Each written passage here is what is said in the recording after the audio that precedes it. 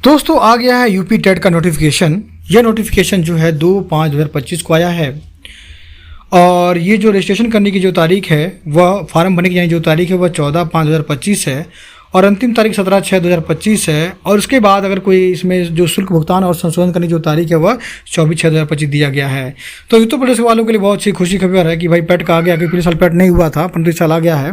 तो दोस्तों इसमें बहुत मुख्य बातें हम जानेंगे, ज़्यादा वीडियो लंबा नहीं बनाएंगे ताकि मेन पॉइंट आप जान लें और तैयारी अपनी अच्छे से कर सकें।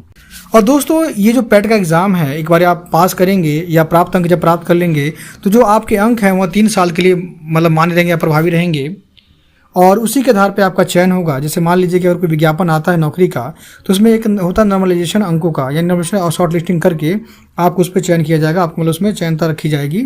और आप पेपर जो होगा हर साल होगा, आप चाहें तो हर साल पेपर दे सकते हैं, परंतु जो उसके नंबर होंगे 3 साल के लिए माने जाएंगे। यानी आप कह सकते हैं कि इस बार पेट की वैलिडिटी शायद 3 साल के लिए हो गई है। इतना तो हो सकता है कि साफ साफ लिखा हुआ है। जिनको नहीं पता है कि पेट का एग्ज़ाम किस पद के लिए होता है वह जान ले। इसका एग्ज़ाम ख और ग पद के लिए होता है, जो मतलब सीधे उनको जो मेंस में मतलब परीक्षा देने के लिए बुलाया जाता है उनको प्री मेन चयन नहीं कराया जाता है, क्योंकि प्री के चयन के लिए ही इस पेट का एग्ज़ाम कराया जाता है। और याद रखिएगा, राज्य सरकार चाहे तो किसी पद को आयोग के कार्य क्षेत्र से हटा सकती है और इसमें जोड़ भी सकती है। यानी सरकार की मर्जी है, किसी को ख बना सकती है, किसी को ग बना सकती है, उसकी मर्जी है भैया, क्योंकि सरकार तो सरकार है। आगे चलते हैं। अब सबसे इम्पोर्टेंट बात हम जान लें जो मतलब एक फार्म भरने के लिए हमें चाहिए वह है कि देखिए आपके पास लगभग जो फ़ोटो नहीं चाहिए, आपकी रंगीन फ़ोटो वह 6 माह पुरानी होनी चाहिए, ज़्यादा मतलब पुरानी होनी चाहिए। और जो आपका सिग्नेचर है हाथ का वह स्कैन होना चाहिए, फिर आप जब अपलोड आपको होगा। और उसके बाद हम जान लेते हैं इससे क्या क्या साइज़ है, क्योंकि साइज़ बहुत ज़्यादा मायने रखता है। देखिए आपकी जो फ़ोटो है रंगीन वह 50 के बीच लेकर 100 के बीच होनी चाहिए और जिसका फोटोग्राफ है JPEG और JPG के रूप में होना चाहिए।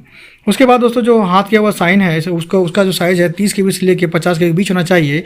और याद रखिएगा जो आप साइन करेंगे वह कैपिटल में नहीं होना चाहिए, नहीं तो वह अमान्य हो जाएगा। और देखिए साफ साफ लिखा हुआ है कि यदि आप कोई भी गड़बड़ करते हैं तो याद रखिएगा आयोग क्या करेगा, आपके फार्म को निरस्त कर देगा। याद रखिएगा आयोग के पास पावर है, इससे पंगा नहीं लेना, ठीक है।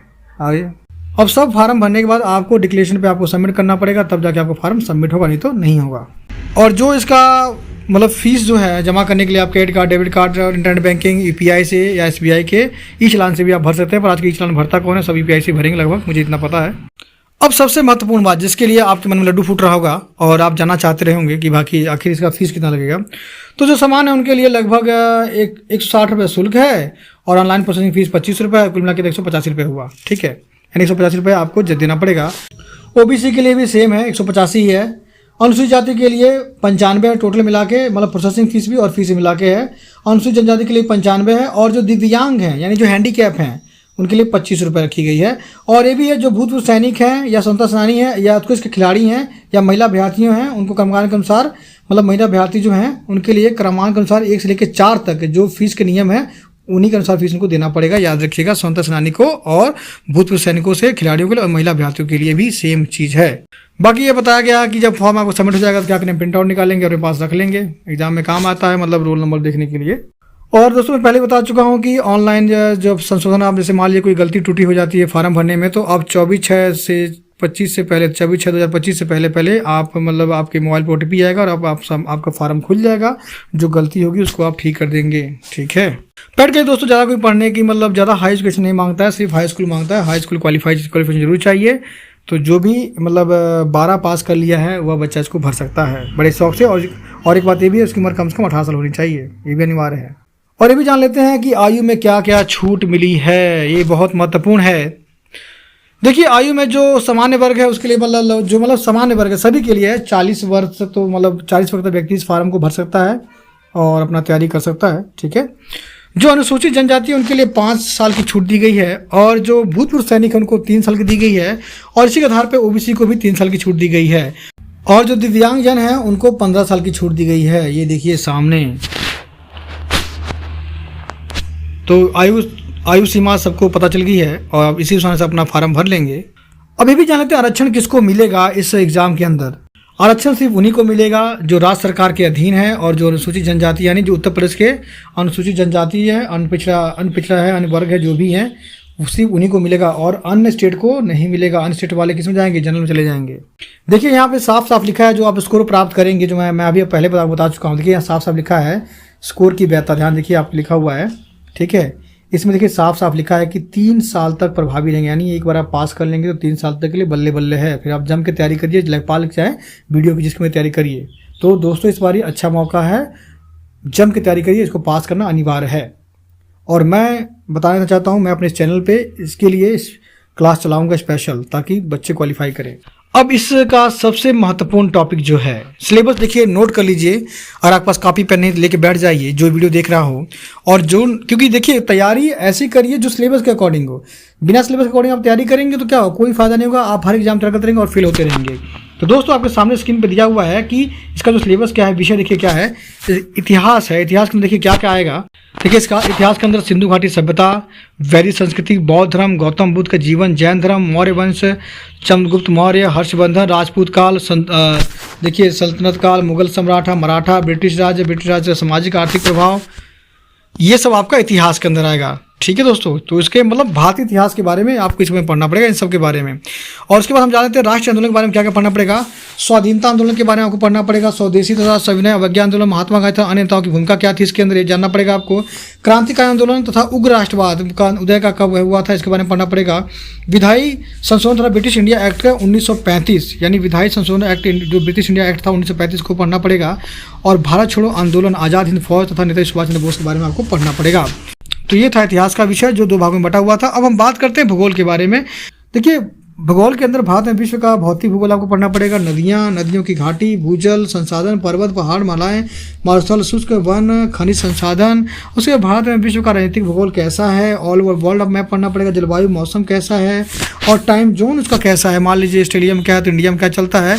और जनसांख्यिक परिवर्तन प्रभाव क्या है, यानी जनसंख्या परिवर्तन का क्या प्रभाव पड़ता है, ये भी आपको पढ़ना पड़ेगा। तो बच्चा क्या पढ़ने के लिए, सब कुछ पढ़ना ही पड़ेगा। अभी बचा है भारतीय अर्थव्यवस्था। इसके अंदर आपको क्या पढ़ना पड़ेगा, भारतीय अर्थव्यवस्था कैसी थी 1947 से 1991 तक की। और उसके बाद योजना आयोग के बारे में, पंचवर्षीय योजना के बारे में, मिश्रित अर्थव्यवस्था क्या होती है, हरित क्रांति, दुग्ध विकास ऑपरेशन, बैंक का राष्ट्रीय सुधार।